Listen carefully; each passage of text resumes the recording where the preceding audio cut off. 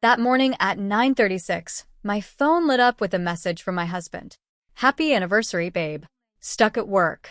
Can't wait to be with you tonight. Love you always. I was standing in the back office of my restaurant when I glanced through the glass partition toward the dining room, and my heart stopped completely.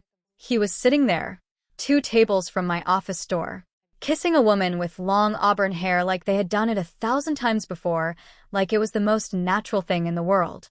I pushed back my chair, ready to walk straight to their table. But before I could take a single step, someone blocked my path from behind and whispered close to my ear, "Wait, I know something bigger. This hasn't even begun yet." Before we go any further, if this story is already hitting something deep inside you, let me know in the comments. Where are you watching from? Your city, your country? I want to know who's out there with me right now. And a quick note. While this story contains some fictionalized elements created for educational purposes, everything it teaches about trust, instinct, and resilience is deeply and completely real.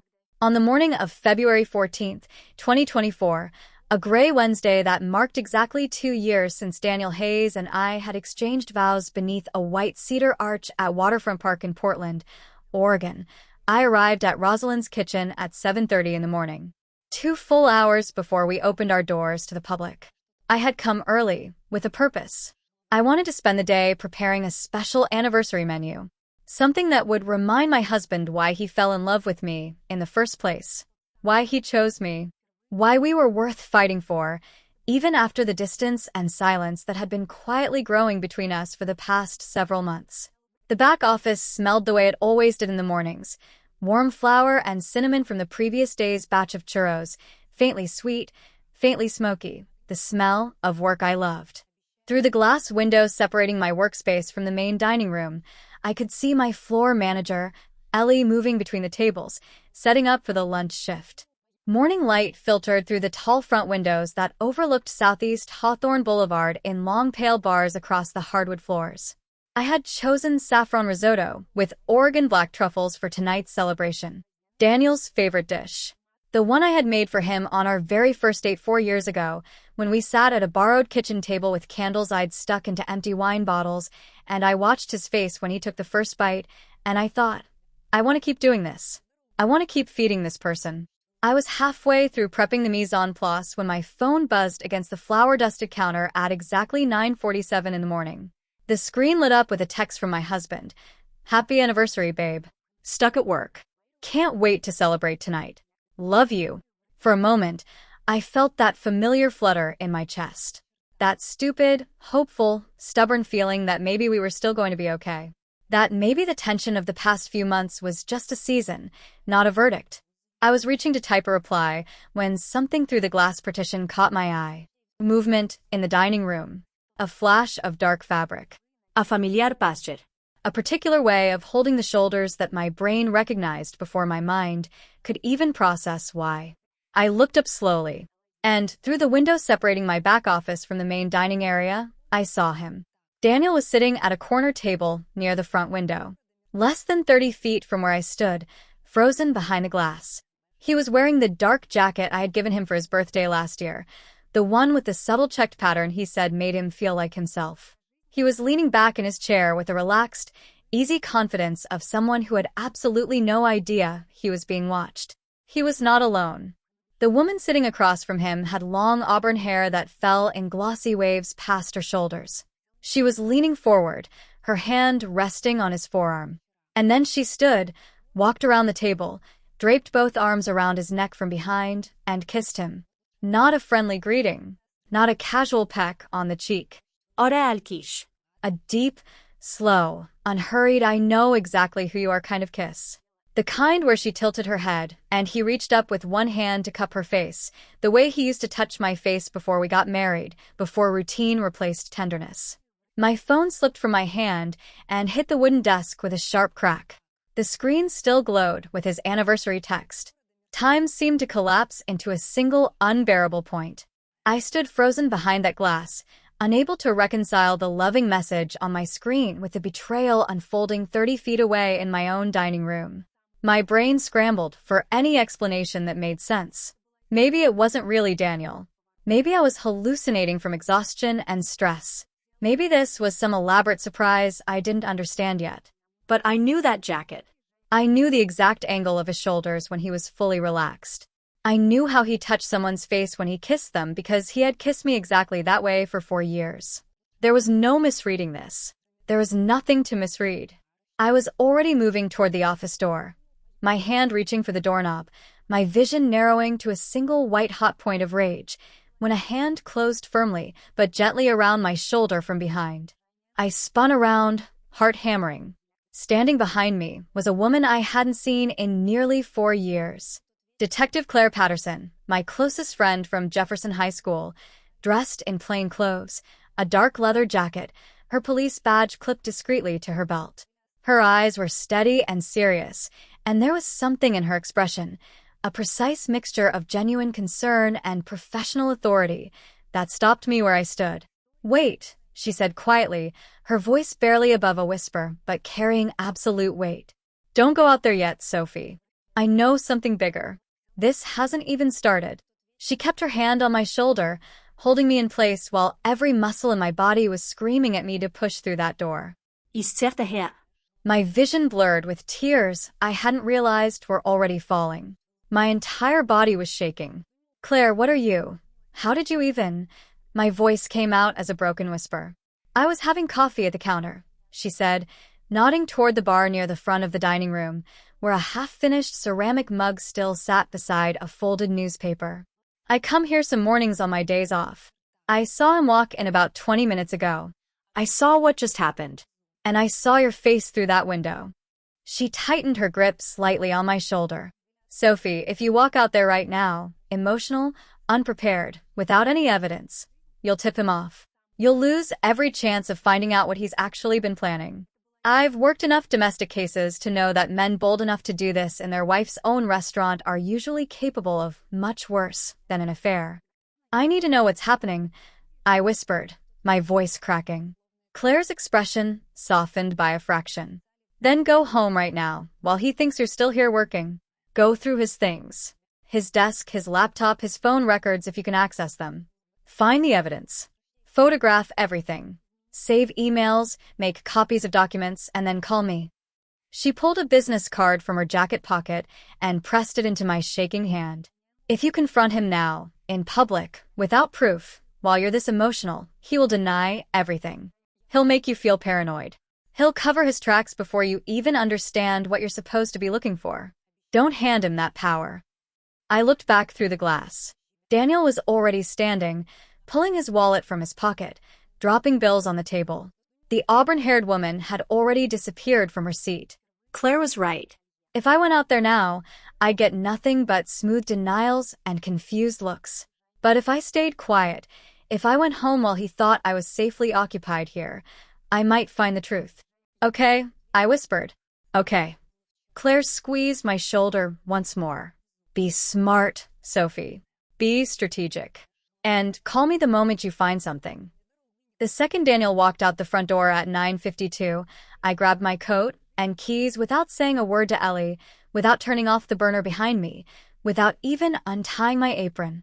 I pushed through the back door into the cold February drizzle and walked fast to my car. The drive home to our house on Northeast 52nd Avenue should have taken 12 minutes. I made it in 8. I unlocked the front door and stepped into the heavy, ordinary silence of a house where everything looked exactly the same and nothing was. Wedding photographs on the walls. Throw pillows stacked on the sofa. A coffee mug in the sink. Everything in its place. Everything exactly as I had left it this morning.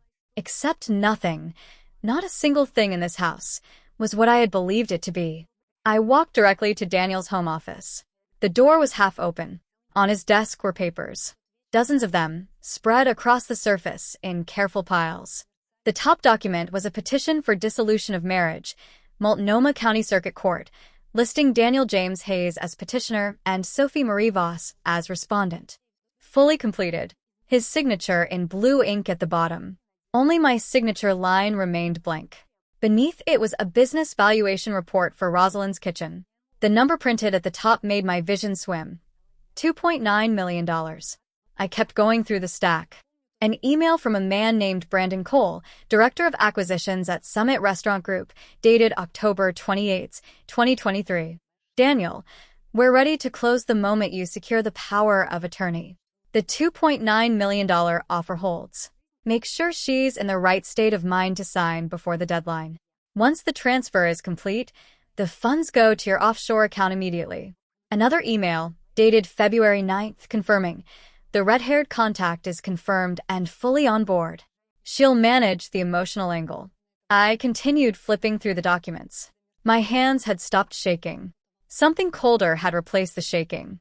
And then, at the bottom of the stack, a printed screenshot of a text thread. The contact name at the top made my vision narrow to a dark tunnel. Lily, my sister. The auburn-haired woman was my sister. February 14th, 2024. Wednesday, 2 p.m. Daniel's home office. The house is completely silent.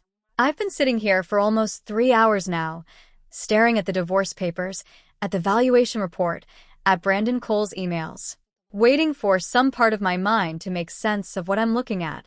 Daniel hasn't come home. His car isn't in the driveway. He's still out there somewhere with her, with Lily. I keep reading the text thread with my sister's name on it over and over until the words blur. Hoping I've misread it. Hoping it's a different Lily, a stranger with the same name, a coincidence I can still explain away. But it isn't. The area code is hers. The contact photo, blurry and small, is her profile picture from 2 Christmases ago, the ugly sweater party we threw together at our mother's house, laughing until we couldn't breathe. My little sister. The one I helped raise after our mom got sick. The one who crawled into my bed during thunderstorms when she was 7 years old and I was 14. That Lily. I need to understand the full depth of this. I need to know exactly how far it goes. I push myself up from the chair and walk back to Daniel's desk. His laptop sits closed on the surface, the silver logo catching the gray afternoon light filtering through the window blinds. I've never touched this laptop before. He always said it was strictly for work, construction contracts, project timelines, nothing I'd have any interest in. I believed him. I believed everything. My hands are steadier now than they were this morning. Anger has that effect. It burns through shock and leaves something colder, cleaner, more functional behind. I open the laptop. The screen wakes up. Password prompt. I type the password I've seen him use for our streaming accounts, our bank app, everything. Rosa 2022. The year we got married. The year he stood in front of our families and promised to love and protect me. The screen unlocks. I'm in. The desktop is meticulously organized. Folders labeled work, taxes, personal. I click the email icon. His inbox loads. Hundreds of messages. I scroll through subject lines, scanning quickly, until one stops me cold. Deal finalization timeline. Brandon Cole, Summit Restaurant Group. I click it. The thread opens. An entire chain going back 4 months. October 10th, 2023. Daniel, confirming that once you hold power of attorney over Rosalind's kitchen, we can close within 72 hours. The $2.9 million is ready to wire. Make sure the signature is voluntary. We don't want legal complications down the road. November 3rd, 2023. Timeline extended to 90 days. She needs to be in a weakened enough state to sign before the deadline. Whatever it takes, emotional pressure, health issues. The red-haired contact is confirmed. She's handling the emotional angle. The red-haired contact. I scroll faster, my pulse hammering so loud I can hear it. January 22nd, 2024. Confirmed your contact. Elle has agreed to the arrangement in full. She'll keep Sophie distracted and emotionally destabilized. Once the POA is signed, you transfer the business. We wire the $2.9 million to your Cayman account, number 836104, and you're free to start over with Elle in Seattle. Her restaurant, Lily's Table, opens Q3 2024. Congratulations, brother. Lily's Table. I stop breathing. They're naming a restaurant after her. My restaurant, the one I built, the one I poured for years of my life into, is being stolen so they can open a restaurant named after my sister. The restaurant Daniel promised we'd open together someday. The one we talked about on our honeymoon in Tuscany. The one I sketched floor plans for in the margins of my recipe notebooks when I couldn't sleep. He's giving it to her. He's giving everything to her. I click on the folder labeled Personal. Inside is a subfolder simply marked L. I open it. Photographs. Dozens of them. Daniel and Lily at Pike Place Market in Seattle. At Haystack Rock on the Oregon coast, the exact spot where Daniel proposed to me 3 years ago, standing in the same wind, looking at the same waves. At a hotel rooftop bar, her hand pressed flat against his chest, his lips against her neck. The timestamps go back 18 months. 18 months. I feel as though I'm drowning in something with no surface. I open the Messages app. Lily's thread is right there, unread notifications stacked at the top. I scroll to the most recent exchange. February 13th, 2024. Yesterday, 11:52 p.m. Lily, tomorrow's her anniversary. Are you really going through with all of it? Daniel, relax, babe. I'll send her something sweet in the morning. Keep things calm. By October this is all finished. You and me, Lily's table, and everything we talked about. Lily, I want that life with you, Daniel. Promise me. Daniel, I promise you, baby. Soon. I close the laptop slowly. My hands are shaking again, not from shock this time. From a rage so deep and so complete that it feels structural, like something load-bearing in my chest has finally cracked open. But there is something else. Something in Brandon Cole's November email that I haven't been able to stop thinking about since the first time I read it. Whatever it takes, emotional pressure, health issues. Health issues. I've been sick since November. The nausea, the exhaustion, the stomach cramps that hit without warning, sometimes so severe I've had to sit down in the middle of dinner service with my hand pressed to my side, trying not to let the line cooks see my face. I told myself it was stress. I told myself it was overwork. I went to the doctor twice. They ran panels, found nothing, told me to try to rest. But what if it wasn't stress? What if Daniel has been doing something to me? My stomach turns over. I run to the bathroom and barely make it to the toilet. When I finally sit back against the tile wall, gasping, vision blurring with tears, I see it on the counter. Daniel's travel bag, unzipped on the shelf beside the mirror. I stand slowly. I reach into it. Tucked between his shaving kit and his deodorant is a small brown bottle. I pick it up. The label reads, Ipecac syrup, for use in cases of accidental poisoning to induce vomiting. Expiration, April 2025. The bottle is more than half empty. I stare at it for a very long time. Ipecac. That's what's been making me sick. Not stress. Not an ulcer. Not anxiety. My husband has been putting this in my food or drink, not enough to be immediately dangerous, just enough to keep me nauseated, exhausted, too worn down to think clearly or fight back. Just enough to make me desperate. Make sure she's in the right state of mind to sign. I go back to the office, the bottle still in my hand, and I open the laptop one more time. I search his browser history. I find it within seconds. Searches from 3 months ago. How to induce chronic nausea without detection. Power of attorney requirements, Oregon. Can a business sale be contested if signed under duress? He planned every detail of this. Every single step. And Lily, my sister, my blood, the person I helped raise, helped him. I don't know how long I sit there with the browser history open on the screen, each search term cutting a little deeper than the last. But when I finally stand up, when I finally walk to the window and watch the winter rain streak down the glass in long silver lines, I'm not crying anymore. I'm not shaking. I'm cold. I'm clear. I'm focused in a way I haven't been in months. Daniel and Lily think they've already won this. They think I'm too broken, too sick, too worn away to understand what's happening, let alone stop it. But they're wrong. Because I know now. And knowledge, as my grandmother used to say when she taught me to cook, is the sharpest instrument in any kitchen.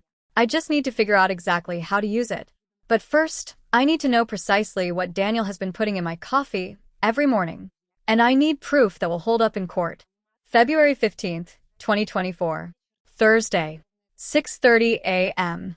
Our kitchen. I didn't sleep. How could I? Every time I closed my eyes, I saw that brown bottle on the bathroom shelf. The label, the expiration date, the weight of it in my palm. I lay beside Daniel all night listening to him breathe, steady, unhurried, completely untroubled, and I thought about every morning he had stood in this kitchen smiling at me and handing me a cup of coffee. Every morning, he kissed my forehead and told me to take care of myself. Every morning, he looked me in the eyes and poisoned me. He came home after 11 last night. I heard his keys, his footsteps, the familiar creak of the bedroom floor as he undressed in the dark. He slid into bed beside me without a word, as if yesterday had been entirely ordinary. As if he hadn't spent the day with my sister. As if he wasn't in the middle of dismantling my entire life piece by piece. I kept my eyes closed. I kept my breathing slow and even. I did not move. Because if I want to stop him, really stop him, permanently, I need to be sharper than he is. I need documentation. The kind that stands up in court. The kind that a very good lawyer cannot explain away. When the alarm goes off at 6:30, I get up and go through the motions. I brush my teeth. I pull my hair back. I put on the worn University of Oregon sweatshirt I wear most mornings around the house. I walk into the kitchen like it's any ordinary Thursday. Daniel is already there. He's standing at the counter in gray sweatpants and a white t-shirt, the coffee machine hissing and steaming behind him. He turns when he hears me come in and gives me that smile. The easy, warm, completely practiced smile I fell in love with 5 years ago. "Morning, babe," he says like yesterday was nothing. Like this morning is nothing. "Morning," I say. I lean against the doorframe. I cross my arms. I watch him. He reaches for 2 mugs on the counter, the ceramic ones we bought at a Sunday market in Hood River, the ones with small hand-painted leaves on the sides. He pours coffee into both mugs. Steam rises in slow curls. Then he turns toward the refrigerator, reaching for the oat milk I prefer, and as he does, his other hand moves to the pocket of his sweatpants. Just for a second. Just long enough to pull something out. A small brown bottle. My stomach clenches. I do not move. I do not let my expression change. I simply watch. He unscrews the cap with one hand, tips the bottle briefly over my mug. A few drops, clear liquid disappearing into the dark coffee without a trace. He screws the cap back on, slips the bottle back into his pocket, turns back toward the refrigerator, and reaches for the oat milk. The entire sequence takes no more than 5 seconds. If I hadn't been standing in that doorway watching for exactly this, I would have missed it completely. He stirs both mugs with a spoon, the metal clicking softly against ceramic. Then he carries mine over to me with that same easy smile. "Here you go. Extra oat milk, just how you like it." I take the mug. Our fingers touch briefly in the handoff. My hands do not shake. I will not let them. "Thank you," I say. I bring the mug toward my lips.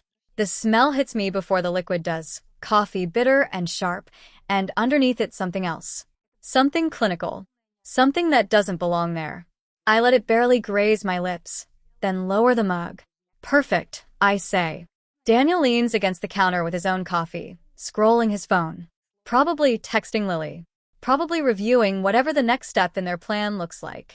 I watch him over the rim of my mug and feel something inside me settle into something hard and permanent.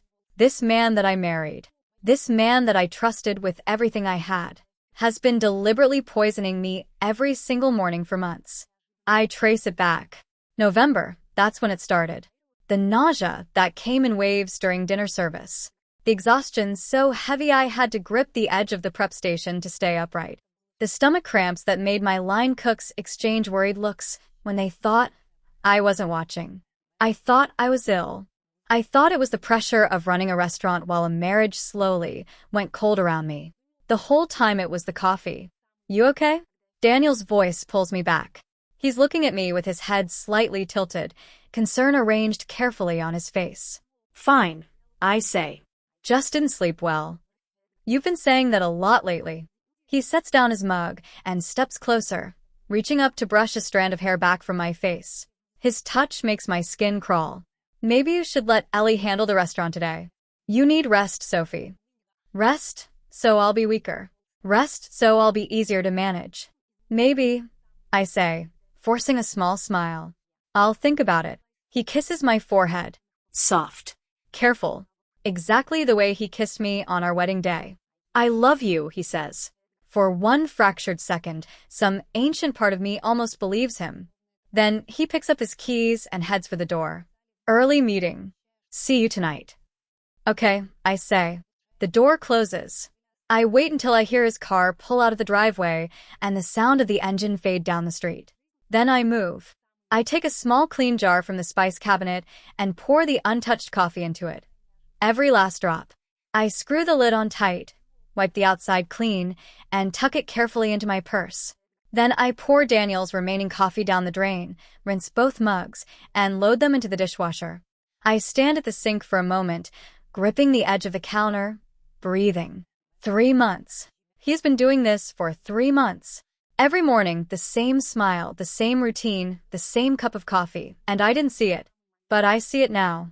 I grab my phone and search for medical testing labs near me. Providence Clinical Laboratory. 4.8 stars. Opens at 8. I can be there in 20 minutes. I type a text to Ellie. Can you open today? I have a doctor's appointment. I'll be in before noon. Her reply comes back in under a minute. Of course, boss. Everything okay? I stare at the question. Yeah, I type back.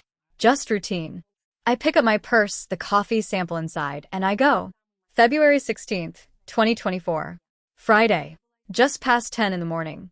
I've been sitting in the parking lot of Providence Clinical Laboratory on Northeast Glisson Street for 5 minutes, engine off, hands resting in my lap, staring at the glass entrance doors. In my purse, wrapped in a paper bag, is the jar of yesterday's coffee. I told Ellie I had a supplier appointment on the other side of town. She didn't question it. Ellie never questions me, and right now I love her for every single time she hasn't. I push open the car door and walk across the wet asphalt. The February air is cold and damp, the kind that settles into your clothes within seconds. The waiting room is clean and quiet, antiseptic and faint lavender in the air, plastic chairs near the window, muted television in the corner.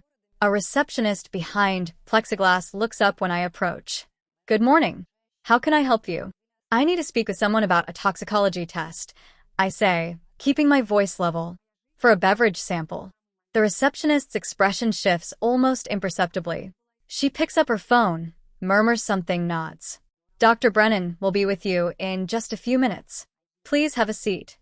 I sit near the window. Around me, other patients wait quietly, an older man with a cane, a young woman scrolling her phone, a mother trying to settle a restless toddler. Normal people. Ordinary Friday morning. After approximately 10 minutes, a door opens. Sophie Voss. The woman who steps out is perhaps early 40s, dark hair pulled neatly back, warm brown eyes behind thin-framed glasses, white coat over a gray blouse. I'm Dr. Alicia Brennan, she says, extending her hand. Her grip is firm and unhurried. Come on back. I follow her down a narrow hallway into a small examination room. She closes the door, sits across from me at a small desk, and folds her hands. The receptionist mentioned a beverage sample you'd like screened. Can you tell me a little more? I reach into my purse and set the jar on the desk between us. The coffee inside has gone dark and still, a thin film across the surface. I need to know if there's anything in this that shouldn't be there, I say. Chemicals. Medications. Any substance that could cause chronic nausea or vomiting if administered daily. Dr. Brennan picks up the jar, holds it to the light, examines it for a moment. And where did this come from? My husband made it for me yesterday morning. A pause. Her eyes meet mine. And you're concerned because I've been sick for 3 months, I say, and now the words come faster, more urgent. Nausea, vomiting, extreme fatigue, cramps. I saw 2 different doctors. They found nothing. Yesterday, for the first time, I didn't drink the coffee he made me. Today I feel completely normal. No symptoms at all. Dr. Brennan sets the jar down carefully on the desk. Her expression remains composed, but her eyes are doing something more careful. Sophie, I have to ask you directly. Do you feel safe at home right now? The question hangs between us in the sterile air. Not anymore, I say honestly, but I can't do anything about that until I have documentation. That's why I'm here. She nods slowly. We can run a comprehensive toxicology panel on this sample. It screens for common poisons, over-the-counter and prescription medications, and a broad range of chemical compounds. Results take approximately 72 hours. Will the results be admissible in court if I need them to be? Our lab is CLI certified. Results from this facility are accepted as evidence in Oregon courts, yes. She pauses. But Sophie, if you're in immediate physical danger. I'm not, I say quickly. He doesn't know that I know.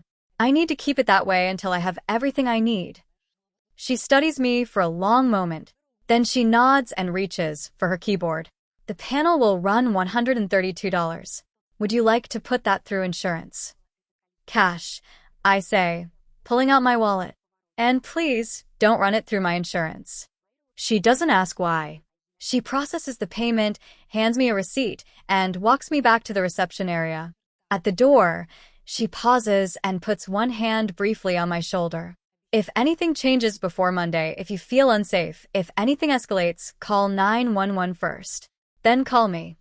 She hands me her card with a second number written on the back. That's my personal cell, day or night. I take the card. Thank you, Dr. Brennan.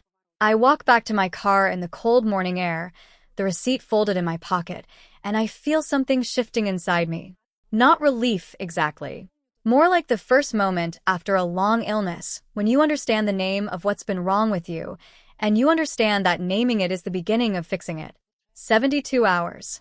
In 72 hours, I'll know exactly what's been in my coffee. And then I'll start deciding what to do with the truth. Конец части 1. Начинаю часть 2 прямо сейчас. Часть 2. Monday, February 19th, 2024. 2 p.m. Rosalind's kitchen. I'm in the main kitchen prepping mise en place for the evening service. Shallots, fresh herbs, reduced stock in a pan on the back burner, when my phone vibrates in my apron pocket. Unknown number. Portland area code. I wipe my hands on a side towel and step into the back office. Hello. Sophie. It's Dr. Alicia Brennan from Providence Clinical Laboratory. Her voice is composed but sharpened by something underneath the composure. I have your results, and I think it would be better if we discuss them in person. Can you come in today? My stomach drops. You found something. Yes, she says carefully. I'd prefer to go over it with you here. How soon can you be here? I tell Ellie I need to step out for an hour, grab my coat, and I'm in my car before the thought has fully formed. The drive takes 11 minutes but feels far longer. My hands are steady on the wheel. The rest of me is not. Dr. Brennan is waiting in the same exam room as Friday. She stands when I come in, gestures to the chair across from her, closes the door. On the desk between us sits a manila folder. The results came back this morning, she says, settling into her chair and opening the folder. I wanted to call you immediately, but I needed to have the lab run a confirmation panel first because, she pauses, because these results are significant. She slides a printed laboratory report across the desk toward me. The page is dense with technical data, compound names, concentration values, reference ranges. But one line near the top has been highlighted in yellow. Ipecac syrup detected, 14 milliliters per 250 milliliter sample. My vision blurs briefly. I blink it clear. Ipecac, I say. My voice is barely audible. Yes. Dr. Brennan leans forward slightly. Ipecac syrup is a compound historically used in first aid situations to induce vomiting following accidental ingestion of certain poisons. It fell out of clinical use years ago because of its risk profile when misused. At this concentration, 14 milliliters in a standard coffee-sized portion, it wouldn't cause acute poisoning. But administered consistently over weeks or months, it would produce exactly what you described. Chronic nausea, repeated vomiting episodes, significant fatigue, abdominal cramping, progressive weakness. How long could someone sustain that kind of exposure? Without detection or treatment, indefinitely. The cumulative effects would worsen over time. Dehydration, electrolyte imbalances, deterioration of the gastrointestinal lining. She holds my gaze. Sophie, someone has been poisoning you deliberately. And based on the duration of symptoms you described, it has been happening for at minimum 12 weeks. The room tilts slightly. I grip the edge of the desk. 12 weeks. November. The first week the nausea started. The first time I sat down in the middle of service and couldn't get up for 20 minutes and told myself it was just exhaustion. Every single morning, the same smile, the same cup of coffee, the same soft kiss on the forehead before he left. "You need to go to the police today," Dr. Brennan says, her voice firm and direct. "This is a crime. What has been done to you constitutes aggravated assault at minimum. You need protection." I shake my head slowly. Not yet. Why not? Because a single toxicology report on a sample I collected myself isn't enough. His attorney will argue I fabricated the sample. He'll say I'm unstable, that I'm constructing a false narrative against him. He has resources and he's intelligent, and I cannot give him a single opening to reframe this. Dr. Brennan's expression tightens. If he's willing to do this, Sophie, he's capable of escalating. "I know," I say quietly, "but I stopped drinking his coffee 4 days ago. He doesn't know that I know. That's the only advantage I have right now, and I cannot sacrifice it." She looks at me for a long, assessing moment. Then she closes the folder and pushes it across the desk toward me. "Take this with you. Keep it somewhere safe, multiple copies if you can manage it." She writes a second number on the back of her card and slides it across. "If anything changes, if you feel in danger, call 911 first, then call me." "I will," I say. "Thank you for everything." She walks me to the door. At the threshold, she stops. "Take care of yourself, Sophie. I mean that clinically and personally." I walk back to my car with the laboratory report folded inside my purse. The February air is sharp and cold, and I stand beside my car for a moment without unlocking it, just breathing. Proof. Legal, certified, court-admissible proof that Daniel has been poisoning me. He thought he was breaking me down. He thought by the time October came, by the time his deadline arrived, I'd be too depleted, too disoriented, too frightened to put up any real resistance. He thought he was winning, but I'm still standing. And now I have documentation. I think about something my grandmother wrote in the front of her recipe book when she gave it to me the year I opened Rosalind's kitchen. "Never let anyone steal what you've built with your own hands, Sophie. And if they try, make sure you're holding something sharper." I get in the car. I start the engine. I need to find out what else Daniel has been hiding. Because the emails, the valuation report, the forged divorce papers, they tell me what he plans to take. But they don't tell me everything he's capable of. And I think I need to know the full picture before I can build something strong enough to stop him. Tuesday, February 20th. Just past 7 p.m. I'm standing in the doorway of my grandmother's old bedroom. The room that was hers before she died 5 years ago and that I've barely touched since. Daniel texted an hour ago. "Working late again." I don't respond. I came here tonight because I needed to be somewhere that felt safe. Somewhere that still smelled like her, Lily of the Valley, the perfume she wore every day of her adult life, the only thing she ever called an indulgence. The walls are still covered in photographs. Rosalind's kitchen in its earliest days, a narrow storefront on Division Street with hand-painted letters in the window. My grandmother in a flour-dusted apron, laughing at the camera like she knew something everyone else didn't. Me at 7 years old, standing on a step stool beside her at the prep counter, learning how to fold pastry dough the right way. I miss her the way you miss the floor after it drops out from under you. Constantly. Structurally. She would know exactly what to do. She always did. I walked to the old walnut dresser in the corner, bought at an estate sale in 1981, refinished by hand, still perfectly level after 40 years. On top of it, in the place she always kept it, is her recipe journal. Not the printed collection she sold at the restaurant. This one is older, more private. A leather-bound notebook, close to 50 years old. The cover worn buttersoft from decades of use. Every recipe she ever developed is in here, in her careful, slanted cursive. Slow-braised short ribs. Hand-rolled pasta.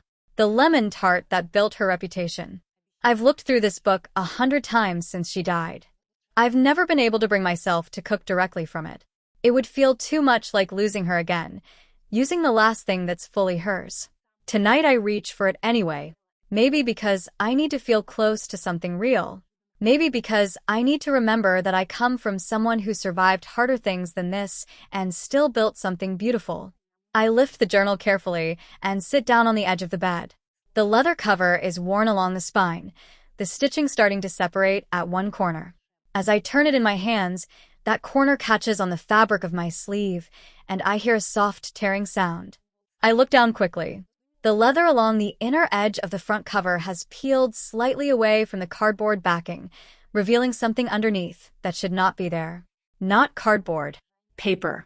I set the journal flat on my lap and carefully, gently peel back the loosened leather. Tucked into a narrow pocket between the cover and the spine, sealed in, hidden, invisible unless the leather failed exactly this way, are 3 folded pieces of paper. My hands are shaking as I draw them out. The first is a letter, handwritten in blue ink. My grandmother's unmistakable script. I unfold it slowly. My dearest granddaughter Sophie, if you are reading this, it means I am gone. And it means that someone has tried to take what we built. I always knew this day might come. Your grandfather and I built Rosalind's kitchen with our hands, our faith, and more sacrifice than I ever told you about. But I know what sacrifice does to people who are watching from the outside. It makes them want what you have without understanding what it cost. So I made a plan to protect you even after I am no longer here to do it myself. There is a trust fund, $900,000, held at First Pacific Bank under my name, managed by my attorney, Harold Kessler. Harold has been my friend for 35 years. I trust him with my life, with yours. The fund was created with a single condition. It can only be accessed if there is documented evidence that someone is attempting to take Rosalind's kitchen from you against your will. If you have found this letter, I believe you have that evidence. Call Harold. Show him everything. He will help you activate the trust. Use it wisely, my love. It is your weapon. I love you without end. Grandma Rose. The letter blurs in front of me. I am crying before I reach the end, tears falling fast and warm, and I don't try to stop them. She knew. 40 years of building something beautiful, and she knew, somewhere in her understanding of how the world works, that someone might try to take it. And she spent years quietly preparing a defense that she would never live to see deployed. Even now, 5 years gone, she is still protecting me. I wipe my eyes and unfold the second piece of paper. A certificate from First Pacific Bank dated January 2016. Rose Voss Family Trust. Principal amount, $900,000. The third paper is a business card. Harold Kessler, attorney at law. Kessler and Partners. A phone number printed cleanly beneath the name. I sit on the edge of my grandmother's bed for a long time, holding all 3 documents, the journal open on my lap. $900,000. More than enough to hire the best legal representation in Portland. More than enough to fight Daniel and Brandon Cole in any courtroom in this state. More than enough to protect everything my grandmother built with her hands over 40 years. But more than the money, this is proof of what she believed about me. That I would fight. That I was worth building a weapon for. I fold the letter carefully and tuck it back between the pages of the journal alongside the certificate and Harold's card. Then I stand. I walk to the window and look out at the neighborhood below. Streetlights coming on in the early dark. A neighbor's dog walking with its owner along the wet sidewalk. Everything ordinary. Everything unchanged. Somewhere out there, Daniel is with Lily, probably reviewing their timeline, probably confident that by October I'll be too depleted to resist anything they ask me to sign. They are wrong. My grandmother gave me the weapon. Tomorrow, I'm going to learn how to use it. Wednesday, February 21st, 3 p.m. downtown Portland. The offices of Kessler and Partners occupy the 3rd floor of a pre-war brick building on 3rd Avenue. High ceilings, crown molding, the smell of aged wood, and serious work. A receptionist with silver-framed reading glasses looks up when I push through the glass door. You must be Sophie Voss. Mr. Kessler is expecting you. She leads me down a hallway lined with framed photography. Portland in the 1950s, the waterfront before the freeway, the bridges in winter light. My heart is moving too fast. I called this morning, barely holding my voice together. My name is Sophie Voss. My grandmother was Rose Voss. I need to speak with Harold Kessler urgently. They gave me a 3 o'clock appointment without a moment's hesitation. The receptionist stops at a mahogany door with a brass nameplate. Harold Kessler, ESQ, she knocks once and opens it. Sophie Voss is here. Please send her in, says a voice from inside. Warm and deliberate, like someone who has learned not to rush. I step through the door. Harold Kessler is already coming around from behind his desk, mid-60s, silver hair combed back neatly, gold-rimmed glasses, a charcoal suit that's seen some years, but still fits him with dignity. He extends his hand. Sophie, he says, and the weight he puts on my name, familiar, careful, like someone saying the name of someone else's child they've heard about for years, makes my throat tighten immediately. Please sit down. I settle into the chair across from his desk. He sits and folds his hands and looks at me for a long, quiet moment. You look like her, he says softly. Rose. The same eyes. The way you hold yourself. I blink hard. She spoke of you. For 35 years, he says. She came to me in 1989 when she was still planning the restaurant. She wanted to make sure the paperwork was right before she committed to anything. We became friends the way you become friends with someone whose values you recognize immediately. She talked about you constantly. She told you about the trust fund. She set it up 12 years ago, he says, his tone shifting to something more careful and direct. $900,000 she had saved over 30 years of running that restaurant. She made me promise to keep it completely confidential from everyone, including you, unless and until someone made a move against Rosalind's kitchen. He looks at me steadily. Has someone? I reach into my bag and take out the manila envelope I've been carrying all day. I set it on the desk between us. Harold opens it with the careful hands of someone who has handled a great deal of important paper over many years. He draws out each document in sequence. My grandmother's letter first. His expression tightens when he reads it, jaw set, eyes moving across her words with something that is grief and fury in equal measure. Then the lab report. His eyebrows lift when he reaches the highlighted line. Then the divorce petition with only my signature line empty. Then the printed email chain between Daniel and Brandon Cole. He reads everything completely. He does not rush. When he finishes, he sets the papers down on the desk in a neat stack and looks at me. Sophie. His voice is controlled, but edged with something hard underneath. This goes beyond fraud. What's been done to you through the systematic poisoning alone constitutes aggravated assault. Combined with the conspiracy to transfer your business property through coercion and forged documentation, we are looking at serious criminal exposure for multiple parties. I know, I say. That's why I'm here. I need help stopping it, all of it. Harold leans forward. You have it. And you have Rose, even now. He taps the stack of documents. This is exactly the documentation the trust was designed for. Clear, verifiable, legal-grade proof that someone is attempting to take Rosalind's kitchen from you by force. So, I can access the trust. I'm going to file an emergency petition with Multnomah County Court today, he says, already reaching for a legal pad. 3 things. First, a temporary restraining order freezing all marital assets, including Rosalind's kitchen, immediately. Daniel cannot sell, transfer, or encumber it while that order is in force. Second, formal activation of your grandmother's trust, giving you full access to the $900,000. Third, a referral to the district attorney's office documenting the fraudulent activities and the poisoning. I exhale slowly. Timeline. Emergency petition with evidence this documented. The court can rule within 48 hours. Possibly sooner. He pauses. But Sophie, once this petition is filed, Daniel will know something has changed. People who do what he's been doing don't respond to that kind of news calmly. You need someone watching out for you. Do you have a contact with the police? I think of Claire. Detective Claire Patterson, standing behind me in my own restaurant, telling me to wait. Yes, I say. Harold nods. Good. Call her.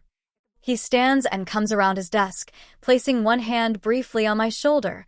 The same gesture my grandmother used when she was telling me something she needed me to really hear. Rose loved you more than anything else in her life, Sophie. She would be so proud of the woman sitting in this office right now. I don't trust my voice, so I just nod. I leave his office an hour later with a copy of the emergency petition in my bag and a court date scheduled for Friday morning.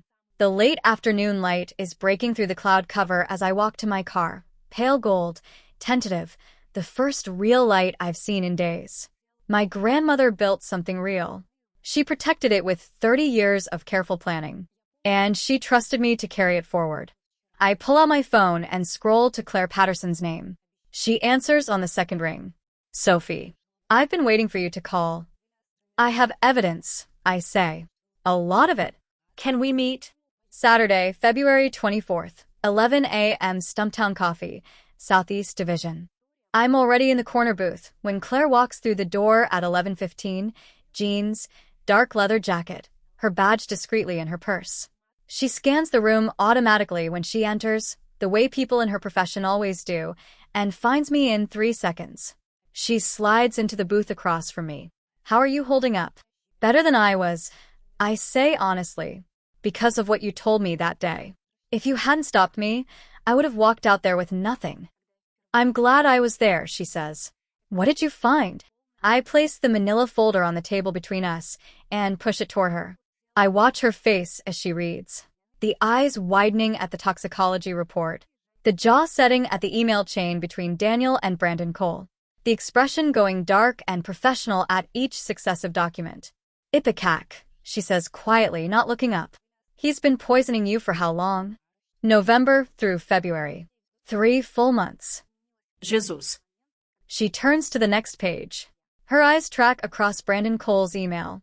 Make sure she's in the right state of mind to sign before the deadline. She sets the email down. This is conspiracy to commit fraud. It's also, depending on how the DA frames the poisoning, potentially attempted coercion with bodily harm. That's felony-level exposure. There's more, I say, and pull out the additional documents, the forged divorce petition, the fabricated fertility records Daniel gave Lily, the photographs from the private investigator I'd hired in the weeks after the toxicology results came back. Claire goes through everything with systematic care, taking notes on a small pad she produces from her jacket. When she finishes, she sits back and exhales slowly. One of the most thoroughly documented domestic fraud and abuse cases I've worked in a decade, she says. Toxicology evidence, a paper trail of criminal conspiracy, forged legal documents, photographic evidence of the affair. Do you want me to arrest Daniel today? Not yet, I say. She looks at me. Explain. The lab proves Ipecac was in the coffee sample. But it can't prove Daniel put it there. His attorney will argue the sample was contaminated or fabricated. The emails prove Brandon Cole wanted to buy Rosalind's kitchen through manipulative means, but they're filtered through Daniel, not direct evidence of him actively poisoning me with intent to coerce. A skilled defense attorney in this city will manufacture reasonable doubt on both counts. I lean slightly forward. I need direct evidence. I need him on camera, or I need his voice on recording, or I need to catch him in the act of something there is absolutely no room to reinterpret. Claire studies me for a moment, then nods. Hidden cameras in the house. Oregon is a one-party consent state for audio recording, so you can legally record any conversation you're part of without notifying the other party. And you can record activity in your own home. It's marital property. I know, I say. I've already looked into it. What about your sister and Cole? My jaw tightens. I want them documented together. If I can catch all three of them, Daniel, Lily, and Cole, coordinating on camera or audio, that's criminal conspiracy. That's airtight. Claire writes something down, then looks up. We build the case, Sophie. Properly. But I need you to hear this. If Daniel figures out before we have everything we need, he might do something worse than what he's already done. Stay careful. Stay patient. She slides her card across the table with a second number written on the back. Personal cell. If anything changes, if he threatens you, if anything feels wrong, you call 911 first and me second. Understood? Understood. She looks at me for a moment with an expression I haven't seen from many people through this entire ordeal. Something that is simply, cleanly belief. We're going to get him, Sophie. I promise you that. I watch her leave and turn my coffee cup in my hands and feel, for the first time since February 14th, something that resembles solid ground. Wednesday, February 28th, 9:45 p.m. I'm cross-legged on my side of the bed, laptop open, headphones in, reviewing footage from the hidden camera I installed 4 days ago. The camera is smaller than a tube of lip balm. I ordered it the same day Claire and I met at Stumptown. 2-day shipping, encrypted cloud storage, motion-activated recording. I've tucked it inside a small framed photograph on Daniel's desk. The two of us at the Oregon coast on our second anniversary, looking out at the water, looking like a couple who expected to have many more years. I've been reviewing footage every evening after Daniel goes to sleep. Fast-forwarding through hours of him typing, taking phone calls, scrolling his phone. Most of it has been unremarkable. Tonight, the timestamp reads, February 27th, 2024, 2:52 p.m. I was at the restaurant yesterday afternoon, running prep for the dinner service. Daniel is alone in his office, seated at his desk, phone pressed to his ear, leaning back in his chair with the ease of someone who believes himself entirely unobserved. I turn the volume up. Rick, it's Daniel Hayes. We met last month at the Builders networking event in Beaverton.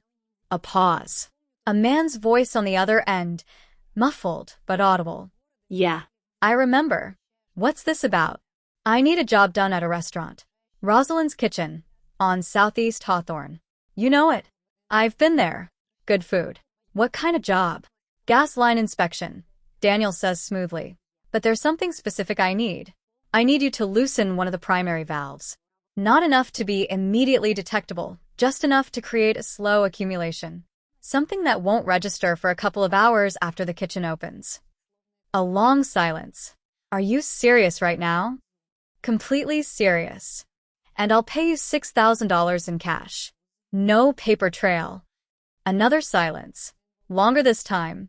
If there's a gas leak in a commercial kitchen and someone has a burner going. That's the point, Rick, Daniel says. His voice is entirely level, entirely calm. I need this done on the evening of October 28th. Around 7:30. I'll make sure she's there alone after the kitchen closes. She? Who is she? My wife, Daniel says. And you need her to. I need to make sure she doesn't walk out. I press pause. My hands are shaking so severely, I nearly closed the laptop by accident. I rewind 15 seconds. Play it again. I need to make sure she doesn't walk out. Again. I need to make sure she doesn't walk out. A fourth time. Each repetition landing somewhere deeper than the one before. Daniel is not just trying to steal Rosalind's kitchen. He is planning to kill me.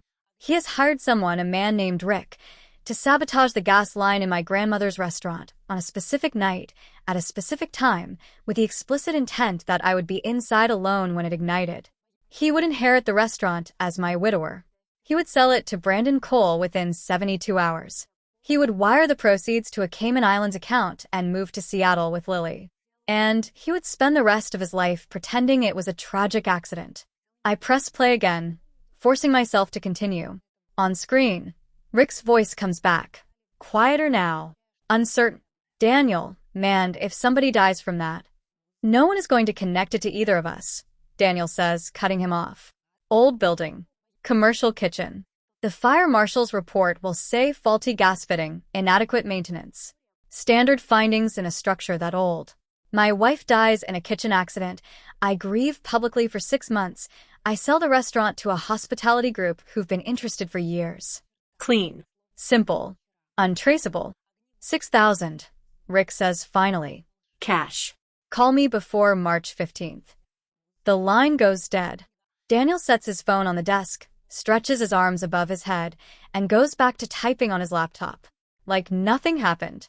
Like he didn't just contract for the murder of his wife in the same room where our wedding photograph is hanging on the wall. I close the laptop and sit in the dark. October 28th. 8 months from right now. I think about all of it. The coffee, the emails, the forged papers, the photographs of Lily laughing at Haystack Rock. And I understand now that this was never about the money. It was never really even about Lily. It was about control. About a person who looked at something someone else built and decided the only way to have it was to remove the person it belonged to. I go to the bathroom. I run cold water over my face. I look at the woman in the mirror, and I barely recognize her. Pale, hollow-eyed, not yet through the worst of this, but still standing. Still standing. I go back to the bedroom. I export the video file. I save it in 3 places. My phone. a USB drive hidden in my coat pocket, and a private email account Daniel doesn't know exists. Then I open my messages and text Claire. I have something. Can you meet tomorrow morning? It's urgent. Her reply comes in under 30 seconds. 7 a.m. My office. What is it? I pause for a moment, then type. Daniel hired someone to kill me. I have it on video. 3 dots appear. Then, lock your bedroom door right now. Don't let him in. I'll see you at 7. I lock the door. I sit back down on the edge of the bed with the laptop balanced on my knees, and I watch the video one final time in the dark. October 28th. He chose the date.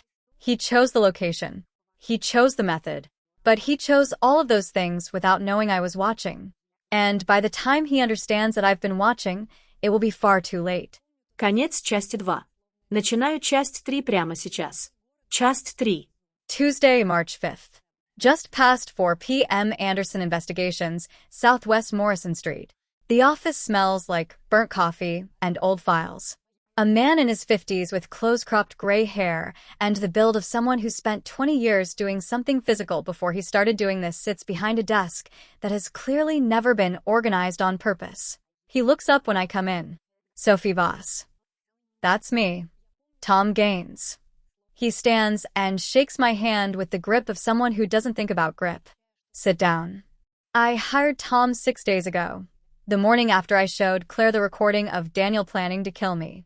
Claire opened a formal investigation, obtained the necessary warrants, and told me in clear language to stay out of the way and let the process work.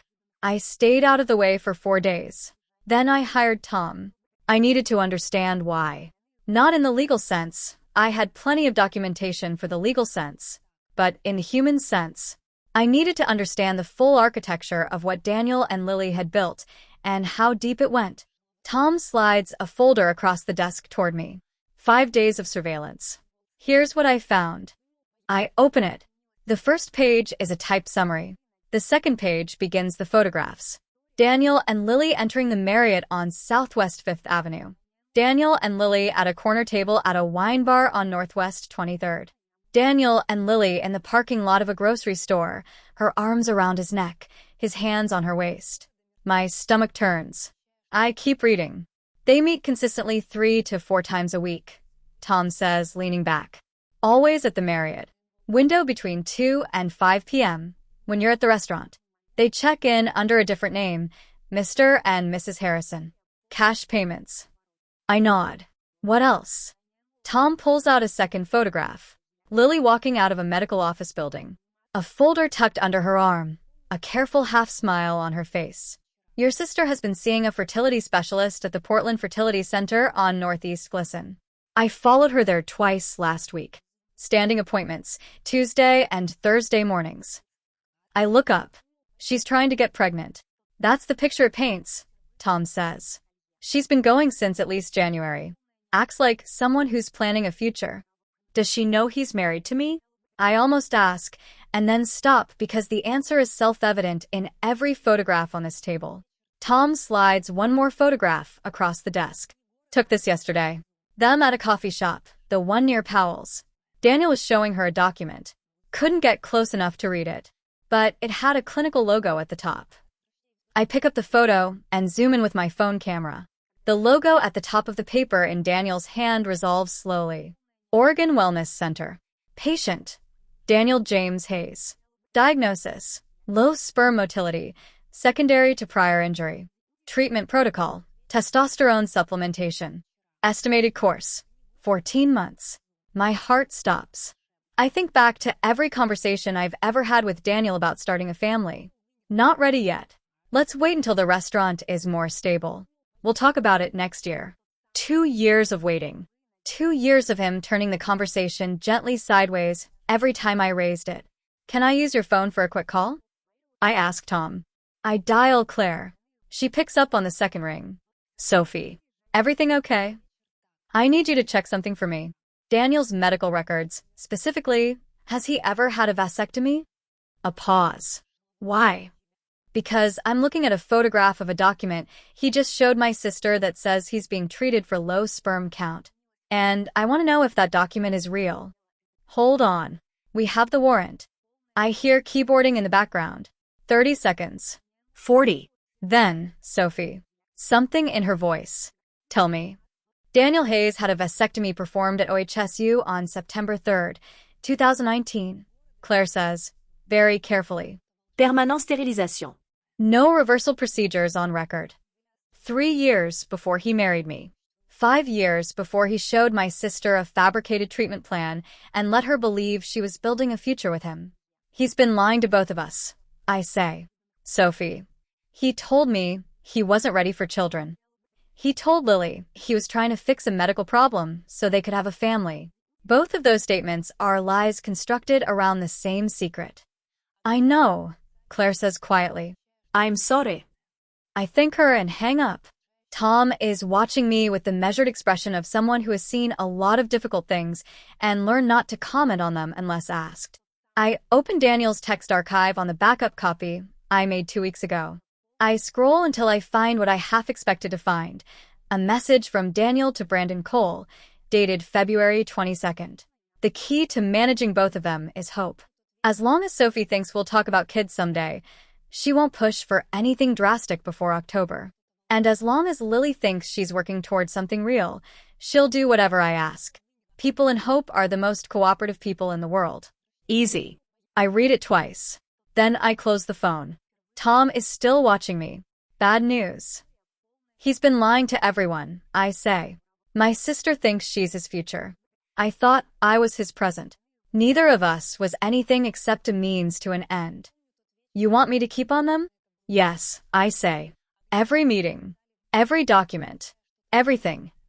I leave Tom's office with the photographs tucked under my arm and something cold and final settled in my chest. Lily thinks she's won something. She's going to find out that she was never playing the game she thought she was playing, that she was always just a piece Daniel moved when he needed her and planned to discard when he didn't. Part of me wants to warn her. Part of me, the part that remembers her braiding my hair in our grandmother's kitchen, wants to pick up the phone right now and say, he had a vasectomy in 2019. There is no baby. There is no Lily's table. There is no future. You have been used the same way he's been using me, except you chose to help him do it. But I don't make that call. Because Lily made her choice. She chose Daniel. She chose to help him plan the theft of our grandmother's restaurant. And on October 28th, she is going to be in the room when the full cost of that choice arrives. October 25th, 2024. Friday afternoon, 2:12 p.m. 7.5 months have passed since I sat in Claire Patterson's office and showed her the recording of my husband arranging to have me killed. 7 months of preparation. 7 months of patience. 7 months of continuing to share a house with Daniel, eating dinner across from him, listening to him talk about construction projects and weekend plans, watching his face and knowing exactly what was underneath the surface of it. During those 7 months, Claire's investigation moved carefully and thoroughly. She located Rick Donovan, the man Daniel had called about the gas valve, and interviewed him in confidence. Rick admitted everything. The $6,000 in cash, the specific instruction about the valve behind the main stove, the date, the time, the understanding of what the result was supposed to be. Rick signed a cooperating statement. Now it is 3 days before October 28th, and it is time to make sure Daniel's plan never reaches its conclusion.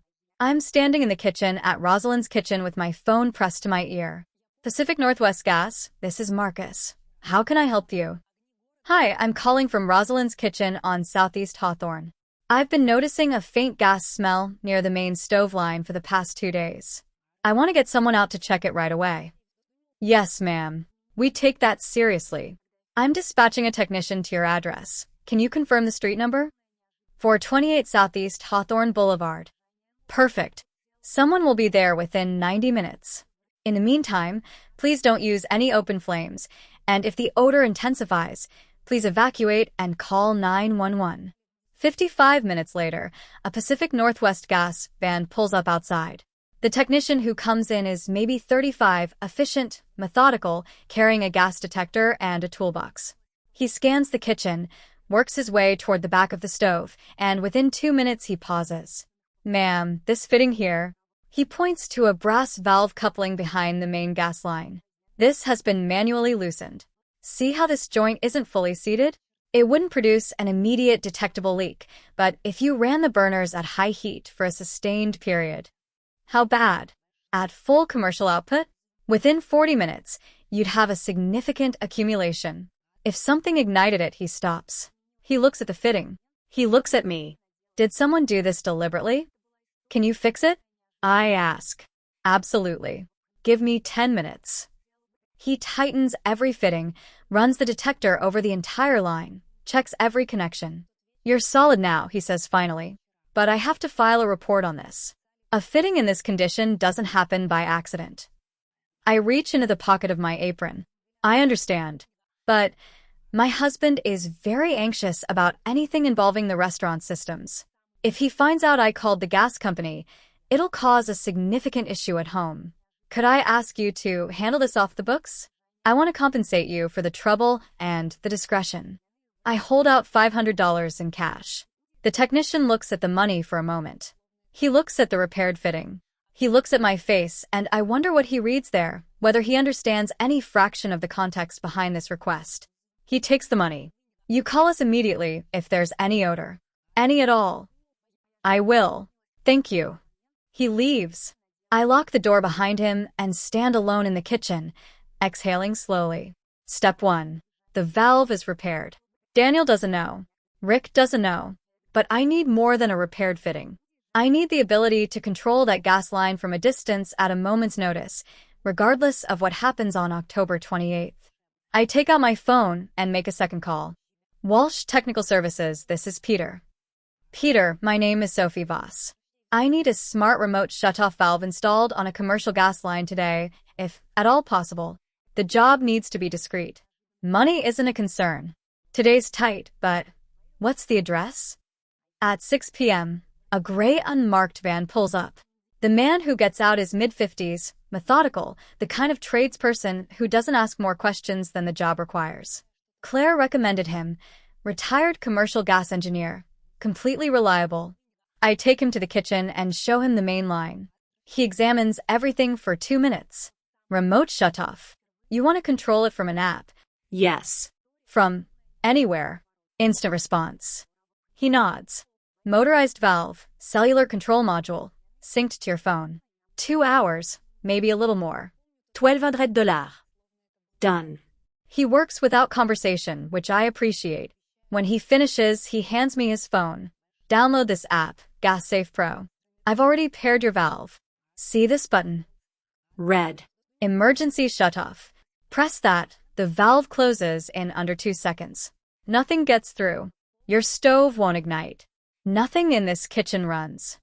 And to restore? Green button. But I'd recommend doing it manually at the valve afterward, just to verify. I hand him $1,200 from the trust fund account. He packs up without ceremony and leaves. I stand alone in the kitchen and test the app 3 times. Press red, valve closes with a soft mechanical click. Press green, it opens. Red. Closed. Green. Open. 1 button. That's all I need on October 28th. I look around at my grandmother's kitchen. The mise en place stations, the 8-burner range, the expediting counter where Grandma Rose used to stand during service, watching every plate leave the pass with the focus of someone who understood that food was the vehicle for something larger than hunger. Daniel chose this place to end my story. I'm going to write a different ending. Sunday, October 27th, 7 p.m. Back office, Rosalind's kitchen. Tomorrow is October 28th. The restaurant is dark and quiet. I can hear the refrigeration hum from the kitchen, the old wall clock ticking above the host stand, the one my grandmother hung in 1991 and that has never lost a minute. Outside, autumn rain is coming down in long sheets against the front windows. I open the encrypted messaging app on my phone. Burner number, completely untraceable. I've used it before when I needed to communicate something that Daniel might see. Tonight, I'm using it to set the final trap. I stare at the blank message screen for a long time. What I'm about to do, baiting Lily into walking into this, requires me to write in Daniel's voice so accurately that she believes it without hesitation. I've been reading his texts for months. I know his patterns, the casual confidence, the way he balances urgency with reassurance. I take a breath and begin typing. Babe, Change of plans for tomorrow. Sophie decided to throw a last-minute anniversary dinner at the restaurant. Invited my mom and some old friends, trying to win me back. It's actually perfect timing.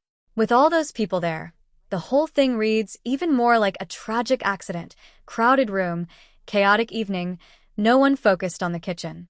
Show up as a regular guest. Be warm to Sophie. Nothing unusual.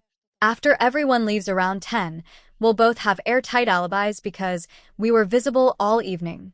Don't call me. She's been watching my phone closely. Trust me. After tomorrow night, everything starts. I love you. I read it 4 times. Every word sounds like him.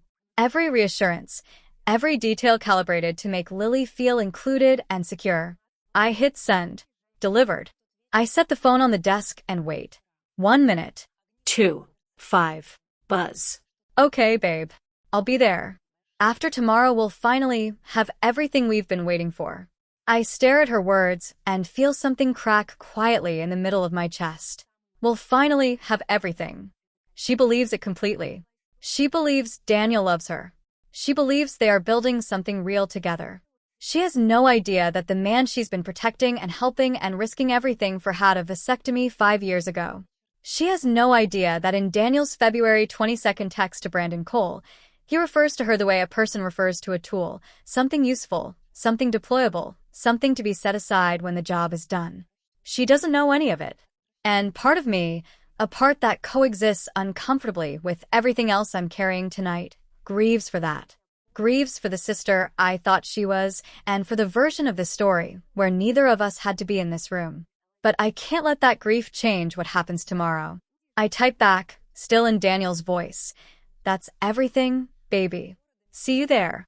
Wear something nice. Her reply is immediate. I will. I love you. I close the app. Clear the history. Set the phone face down on the desk. I sit in my grandmother's back office, in the chair where she used to do the books every Sunday morning, and I listen to the rain. Somewhere out there, Daniel is at home, probably reviewing tomorrow's timeline with the quiet confidence of a man who has planned everything and anticipated nothing. Tomorrow, he's going to discover what he missed. Monday, October 28th, 2024. 6 a.m. I wake before my alarm. The room is still completely dark. I reach for my phone on the nightstand, open GasSafe Pro, and press the red button. 2 miles away, in the kitchen of Rosalind's kitchen, the gas line valve closes with a soft click. No gas. No ignition. No explosión. Whatever Daniel planned for tonight is structurally impossible now. I get up. I get dressed in the dark jeans, a gray pullover, my grandmother's apron folded in my bag, the one she wore for 30 years and that still smells faintly of the spices she kept in her apron pockets. I drive through the empty early morning streets to Rosalind's kitchen, unlock the back door, and let myself in. The restaurant is silent. The air holds the memory of last night's dinner service, herbs, roasted garlic, the faint sweetness of browned butter. I tie on my grandmother's apron, flip on the kitchen lights, and begin. Today I'm not cooking a meal. Today I'm building a case. 7 courses. 7 truths.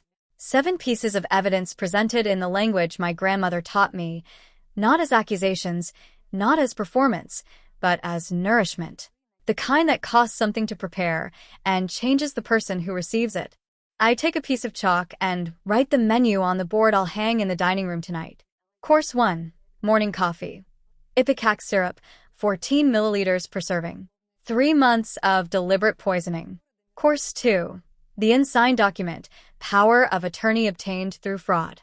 Course 3, a broken promise, vasectomy, 2019. 5 years of lies. Course 4, the other table, 18 months. Documented. Course 5, the phone call, October 28th, was always the plan. Course 6, the new restaurant, Lily's table, who it was really for. Course 7, the truth. What happens now? I stand back and look at it. Then I go to work on the food. Course 1, a single cup of dark coffee, brewed strong and bitter, placed on a tray beside a printed copy of the Providence Clinical Laboratory Toxicology Report. Ipecac syrup detected, 14 milliliters per 250 milliliter sample. This is what he made me every morning for 12 weeks while he told me he loved me. Course 2. A deconstructed beet salad. Earthy, tangy, the kind of dish that requires work before it yields anything, served on a plate with a laminated copy of the forged divorce petition pressed beneath the glass. My signature line, blank. His, already filled in. Course 3. Pan-seared halibut with lemon and capers, clean and precise, placed beside a printed copy of Daniel's surgical record from OHSU. Permanent stérilisation procédure. September 3rd, 2019. 3 years before our wedding. Course 4. Slow-roasted lamb shoulder with rosemary and preserved lemon, a dish that takes all day and asks you to be patient, served with a spread of photographs from Tom Gaines's surveillance file. Daniel and Lily at Pike Place Market. At Haystack Rock. At the Marriott. Course 5. My grandmother's mole negro, her most complex recipe, the one she saved for celebrations and for days when she needed to remind herself what she was capable of, served with a printed transcript of the February 27th recording. Daniel, I need to make sure she doesn't walk out. Rick, if someone dies, Daniel, no one is going to trace it back to either of us. Course 6. Tres leches cake, the recipe my grandmother taught me when I was 9 years old, her hands over mine in this exact kitchen, showing me how much patience a good thing requires, served with a printed copy of Brandon Cole's January 22nd email. You're free to start fresh with Elle in Seattle. Lily's table opens Q3 2024. Course 7. A single square of dark chocolate on a white plate. No garnish. No explanation. The truth, concentrated and undeniable. I spend the rest of the morning plating, arranging, photographing each course as documentation backup. At noon, my kitchen manager Ellie arrives with a van of equipment, portable induction cooktops, serving equipment, additional plates. She catered half the menu from her own kitchen the previous day to ease the load. She is the only person besides Claire who knows what tonight actually is. You ready? She asks, setting a tray of bread rolls on the counter. I've been ready since February, I say. She nods without asking more. That's why I trust her. By 2 in the afternoon, the food is finished and cooling in the walk-in. I move to the dining room and set up a projector screen at the far end of the room, mount a laptop on a tripod, and run through the presentation I've been building for 3 weeks. Photographs, email threads, bank records, and the video of Daniel on the phone with Rick Donovan. At 3 p.m., Claire Patterson stops by. Jeans and a dark jacket, badge tucked in her purse. Off-duty to all appearances. You good? Good. He still has no idea. None. She looks at me for a moment. Rose would be proud of you, Sophie. I don't trust my voice. I just nod. At 5 o'clock, I begin setting the tables. 15 place settings. White linen, tapered candles, handwritten name cards. Daniel at the head of the table. Lily to his right. Brandon Cole to his left. My place is at the opposite end, directly facing him. At 6, I hang the chalkboard menu on the dining room wall. At 6:30, I change into a black dress, pin my hair up, put on the silver earrings my grandmother left me, small, elegant, the ones she wore every night she worked the floor at this restaurant. I look in the bathroom mirror and feel something settle in my face that hasn't been there in months. Ready. At 7 o'clock, I light every candle in the dining room. The space glows amber and warm, the way it did on every celebration dinner for 30 years, the way my grandmother intended it to look when someone walked through the door and felt, immediately, that they had arrived somewhere important. My phone buzzes. A text from Daniel. On my way. See you soon, love. I put my phone in my dress pocket and don't reply. A second buzz a minute later. Lily, almost there. A little nervous but excited. The candles flicker in the draft from the kitchen. She should be nervous. I open a bottle of wine and pour myself a glass. I don't drink it. I just hold it, feeling the weight of it, letting the last 30 seconds of stillness before this thing begins settle into me like the final ingredient before a dish goes into the oven. Everything is in place. Every course is ready. Every document is printed, photographed, and backed up. Claire is walking through the door in 40 minutes. And Daniel Hayes is on his way to what he believes is an anniversary dinner. He has no idea he's walking into the last course. The dining room of Rosalind's kitchen was warm with the light of 24 candles when the first guest arrived at 8:05. Daniel. He came through the door in the dark gray suit I had bought him for our first anniversary, the one he said made him feel invincible. He crossed the room in 3 long strides, pulled me into his arms, pressed a kiss to my hair with all the tenderness of a man who has no idea that his wife has spent 7 months preparing for exactly this moment. "Happy anniversary, sweetheart," he said softly against my temple. I let myself hold still in his arms for exactly 3 seconds. I pressed my hand briefly against the Gas Safe Pro icon in my dress pocket. "Thank you for being here," I said. At 8:10, Lily walked through the door. She was wearing a deep green dress, her auburn hair arranged carefully, her expression a precisely calibrated performance of pleasant surprise. She paused in the doorway and let her eyes move across the room. "Sophie," she said warmly, coming toward me, arms open for a hug. "I'm so glad you called." I let her hug me. Over her shoulder, I watched Daniel's face. He was doing a very good job of looking at the room generally, but his eyes moved to Lily once, just once, a flicker of reassurance, before he looked away. "Of course," I said. "Family should be here." At 8:15, Brandon Cole arrived. Silver hair, immaculate navy suit, handshake firm and professional as he greeted Daniel with the easy familiarity of a long collaboration. "Daniel, good to see you." "Sophie, thank you for the invitation. Rosalind's has always had a remarkable reputation in this city." "It has," I said. "My grandmother built something worth protecting." A brief flicker in his expression. Then his smile returned, smooth and practiced. At 8:20, Daniel's mother, Helen Hayes, arrived, silver hair, a soft blue blouse, pearl earrings. She wrapped both arms around me with the warmth of someone who had welcomed me entirely into her family. "Sophie, sweetheart, 2 years. It goes so fast when you're happy." I held her a moment longer than I normally would have. I felt a twist of grief that she was in this room and didn't know yet what her son had done, that the next 30 minutes were going to change her understanding of her own child permanently and irrevocably. "Thank you for coming, Helen," I said. At 8:25, Claire Patterson came through the door in a simple black blazer, her badge invisible inside her purse. She gave me a hug that communicated, in the pressure of it, everything that needed to be communicated. "So glad I could make it," she said for the room. I held her hand for 1 extra second. "Me too." Over the next 20 minutes, the remaining guests arrived. My kitchen manager Ellie, my cousin Marcus and his wife, Mr. and Mrs. Paulson, who had been regulars at Rosalind's kitchen for 23 years, Father Thomas from the church where Daniel and I were married, my best friend from culinary school with her camera already out, and Harold Kessler, my grandmother's attorney, whose presence in this room was a quiet promise that everything said tonight would be properly documented and legally unassailable. By 8:50, all 15 guests were seated. The candles cast warm light across their faces. Conversation was easy, the hum of people who had been brought together for a celebration and had no reason yet to believe it was anything else. I stood at the head of the table. I waited for the room to quiet. "Thank you all for being here tonight," I began, my voice steady and unhurried. 2 years ago, Daniel and I stood in front of many of you and made promises we intended to keep for the rest of our lives. Tonight, I wanted to celebrate that with the people who matter most, the people who deserve to understand the full picture of what these 2 years have contained. I paused and let that land.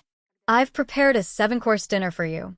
Each course comes from my grandmother's recipes, from this restaurant's history. And each course is accompanied by something I need you to understand. A truth. I have 7 of them." I saw Daniel's hand tighten on the stem of his wine glass. I saw Lily's expression go carefully, professionally neutral. I saw Brandon Cole shift almost imperceptibly in his chair. I walked to the kitchen door and nodded to Ellie. "The first course will be out momentarily," I said. "And with it, the first truth." I met Daniel's eyes across the table. "I think you'll find them illuminating." By 8:55, the first course was on the table. A white porcelain cup of coffee, dark and still steaming, set in front of Daniel. A printed laboratory report folded beside it. I stood at the head of the table and let the silence stretch for exactly 5 seconds before I spoke. For 3 months, from November of last year through February 14th, my husband prepared my coffee every morning before work. He was attentive. He knew exactly how I took it. And every morning, without my knowledge, he added 14 milliliters of ipecac syrup to my cup. I held up the laboratory report. This is from Providence Clinical Laboratory, certified on February 19th. It confirms the presence of ipecac in a sample I collected from my own home. 14 milliliters per serving. Enough to cause chronic nausea, vomiting, significant fatigue, and progressive physical deterioration when administered daily. The purpose, I continued, was to weaken me sufficiently that when the time came to sign documents I never would have signed otherwise, I would be too depleted to resist. I clicked to the first slide on the projector. Brandon Cole's October email appeared on the wall behind me, large enough for everyone in the room to read. The second truth. Daniel, we're ready to close the moment you have power of attorney. Make sure she's in the right state of mind to sign before the deadline. Brandon Cole, Director of Acquisitions at Summit Restaurant Group, sent this email to my husband on October 28, 2023. He offered $2.9 million for Rosalind's Kitchen, my grandmother's restaurant, which I built, which carries her name, which is the reason I am standing in this room right now. I turned briefly to face Brandon Cole, who had gone very still. You thought this conversation was private, Mr. Cole. You were mistaken. Behind me, Claire had moved from her position at the end of the table. Unhurried. Into position. The third truth, I said, clicking to the next slide. 2 documents side by side. On the left, the fabricated fertility treatment plan from Oregon Wellness Center, the clinic that does not exist. On the right, Daniel's actual surgical record from OHSU. Daniel gave my sister a medical document claiming he has a fertility issue that he has been receiving treatment for. The document on the left is fabricated. The clinic that produced it does not exist. The document on the right is Daniel's actual medical record from Oregon Health and Science University, dated September 3, 2019. A permanent sterilization procedure performed 3 years before our wedding. No reversal on record. I heard Helen Hayes draw a sharp breath. I looked at Lily. She was staring at the projection screen. The color had left her face in a slow, complete wave, the way color leaves a room when the lights go out. Lily, I said quietly, I'm sorry you're learning this here, but you needed to know. Her eyes found mine across the table, and in them I saw something I hadn't expected. Not defiance, not calculation, but an expression of absolute, naked devastation. She looked like someone who had just understood that the ground they'd been standing on for 18 months was not ground at all. The fourth truth, I said, and moved to the next slide. The photographs from Tom Gaines's surveillance. Daniel and Lily at Pike Place Market. At Haystack Rock. At the Marriott. Timestamp after timestamp spanning 18 months. Helen Hayes covered her mouth with both hands. Father Thomas lowered his head. Daniel was on his feet. Sophie, you're twisting this. You're taking things out of. I pressed play on the audio file.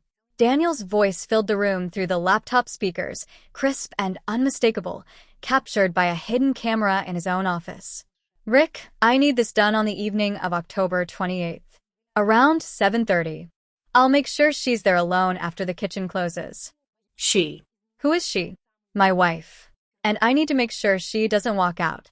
I let the recording run for 20 more seconds, then stopped it. I held up my phone. The GasSafe Pro app open on the screen, the red button visible. The fifth truth is attempted murder. 3 days ago, the gas valve behind the stove was found to have been manually loosened, the work of a contractor named Rick Donovan, who has provided a full written statement to the Portland Police Department, confirming that he was paid $6,000 in cash by Daniel Hayes to perform the sabotage in preparation for tonight. The phone call you just heard is from February 27, 2024. Daniel planned to have me die in this kitchen tonight. He planned to inherit this restaurant as my widower and sell it within 72 hours. And using this app, I said, holding up my phone, I shut off the gas line to this building at 6 o'clock this morning. The explosion he planned is not possible. Daniel's face had gone the color of old paper. The sixth truth, I said, clicking to the final slide. Brandon Cole's January email. You're free to start fresh with Elle in Seattle. Lily's table opens Q3 2024. My husband was going to take my grandmother's restaurant, sell it, and use the proceeds to open a new restaurant in Seattle with my sister, named after her. He told her this was their future together. He did not tell her that he had a vasectomy 5 years ago and that the baby she's been trying to conceive with him at a fertility clinic is a biological impossibility. The room was completely silent. Even the candles seemed to have gone still. The seventh truth, I said, is justice. Claire Patterson stepped forward from the end of the table, her badge now visible, her voice professional and unhurried. Daniel James Hayes, you are under arrest for conspiracy to commit murder, attempted coercion through poisoning, conspiracy to commit fraud, and solicitation of arson. She produced handcuffs. Brandon Cole, you are under arrest as an accessory to fraud and conspiracy. Detective Torres came through the back door of the kitchen at exactly the moment Claire had arranged, and the next 4 minutes were the most efficient and terrible 4 minutes I have ever watched unfold inside these walls. Daniel said nothing as he was handcuffed. He looked at me once. Only once, and the look contained nothing I could name. Not remorse. Not rage. Something more like the expression of a person who has understood, finally and completely, that the version of this evening they planned is not the version that is occurring. You have the right to remain silent, Claire said. Anything you say may be used against you in a court of law. Lily was not arrested. She sat at the table after Daniel and Brandon were led toward the door, her green dress still immaculate, her hands pressed flat on the linen tablecloth, tears falling from her chin without her making any sound at all. Claire approached her quietly, sat down beside her, and explained that she was being offered a cooperation agreement in exchange for full testimony. Lily signed the preliminary statement at 9:42 p.m., still crying, still sitting in the chair with her name card in front of her. The door closed behind Daniel and Brandon at 9:53. The dining room of Rosalind's kitchen was very quiet. Helen Hayes was at the end of the table with her head bowed, my cousin's wife beside her, one hand on her back. Father Thomas had his eyes closed and his lips moving slightly. Harold Kessler appeared at my elbow. Your grandmother built this, right? He said quietly. Both the restaurant and the woman who runs it. I looked around at the candles, still burning. At the 7 courses lined up on the service counter behind me. At the chalkboard on the wall with my grandmother's menu, her recipes, her kitchen, her name, intact. It's over, I said, to no one in particular and to everyone. And for the first time since February 14th, I believed it. December 17th, 2024. Courtroom 412, Multnomah County Courthouse. The trial ran 3 weeks. Judge Eleanor Whitmore entered at 9:05 a.m. with the deliberate unhurry of someone who understands the weight of what she is about to say and is not going to be rushed through the saying of it. The gallery was full. Reporters in the back rows, Harold beside me in the front, Claire and Detective Torres 2 rows behind. Helen Hayes was not present. She had released a written statement on December 1st disowning her son. She had also, in a private meeting 2 weeks after the October 28th dinner, held my hands in hers and wept for a long time without speaking, and I had let her, because her grief was real and it was not her fault. The court will pronounce sentencing in the matter of the state of Oregon versus Daniel James Hayes. Judge Whitmore began. Daniel stood. Orange jumpsuit. Gaunt after 7 weeks in the Multnomah County Detention Center. He looked like a man who had been stripped of the architecture that used to hold him upright. Daniel James Hayes, you have been found guilty by a jury of your peers on 5 counts: attempted murder in the first degree, aggravated assault through systematic poisoning, conspiracy to commit fraud, solicitation of arson with intent to kill, and identity fraud through the fabrication of medical records. She looked down at the sentencing document.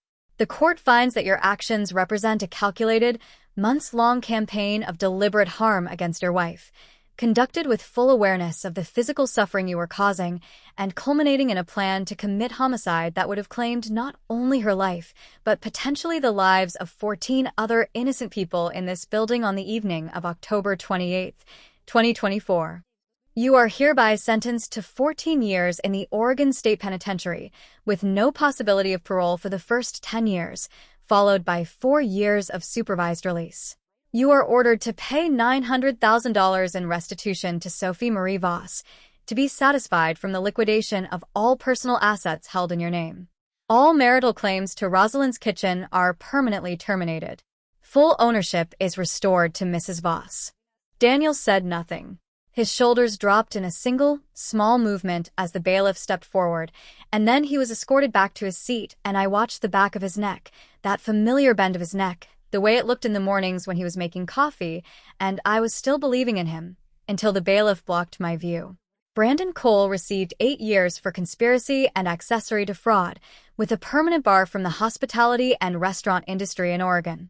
Lily stood when her name was called. She was thinner than she had been at the restaurant in October. Her hair was pulled back simply.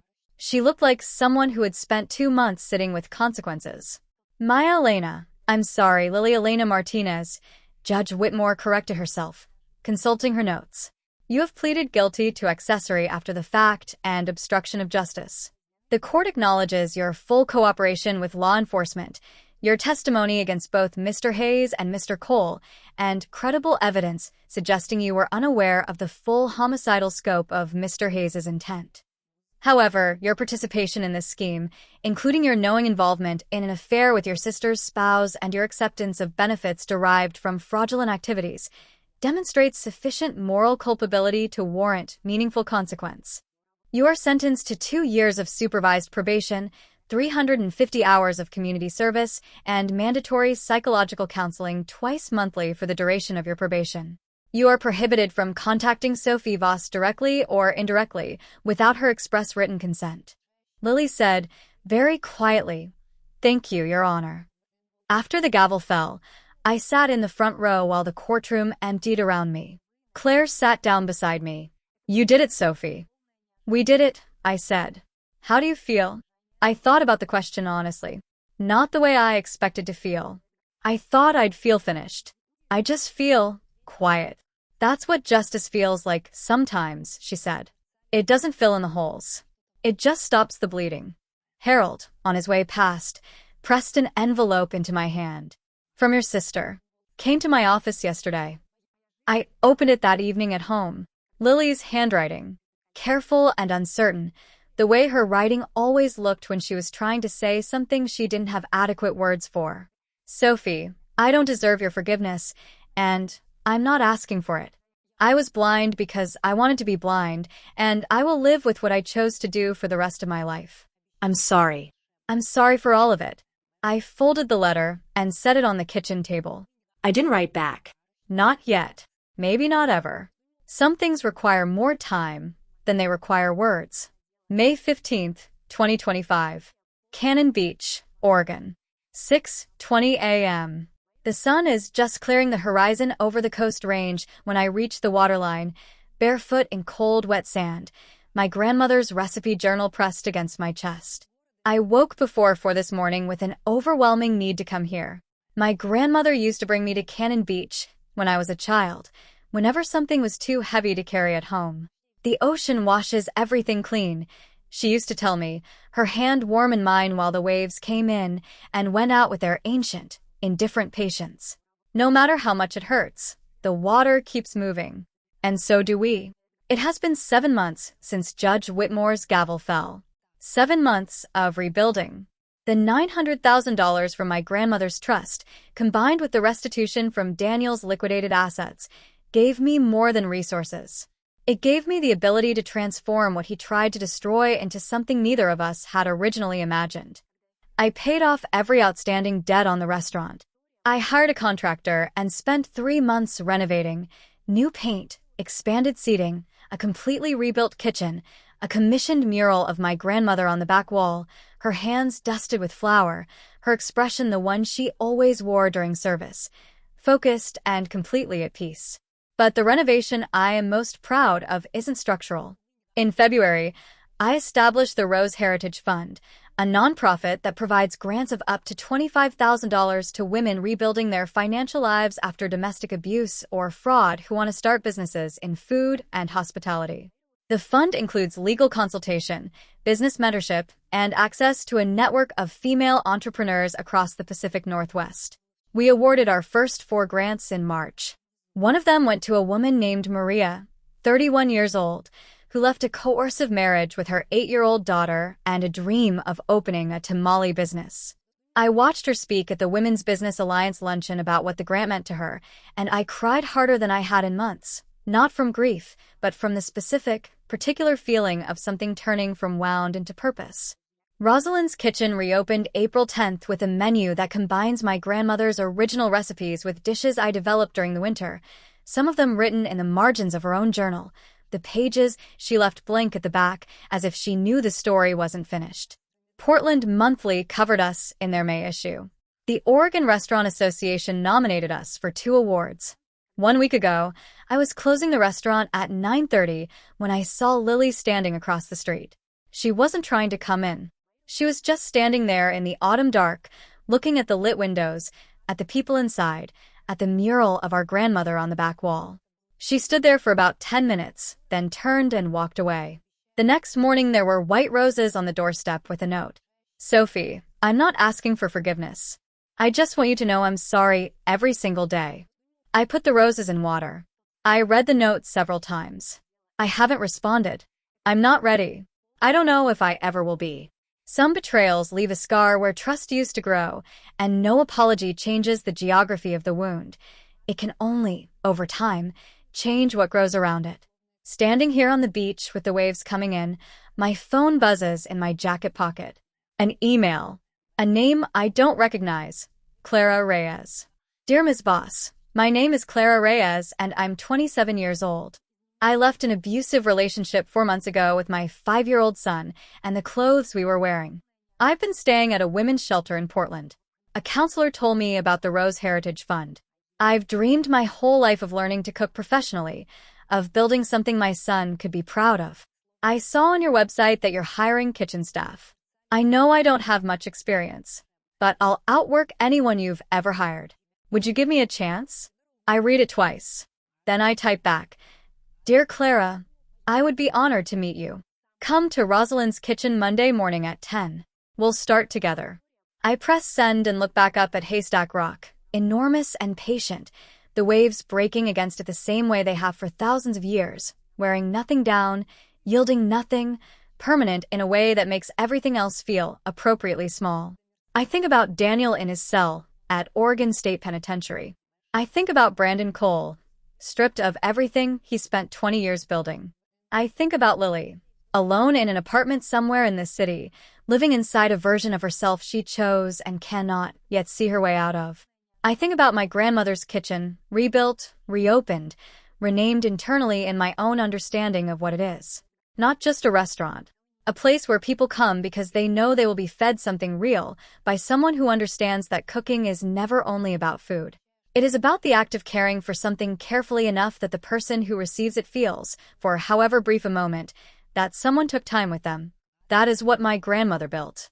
That is what Daniel tried to take. That is what he failed to take, not only because I fought for it, but because what she built was built too deeply and too honestly for a person with his intentions to understand the full scope of what they were reaching for. I open her journal to the first page. In her careful, slanted hand, Sophie, build things that outlast your fear of losing them. That is the only kind of building worth doing. All my love, always, Grandma Rose. The waves keep coming in. The sun keeps climbing.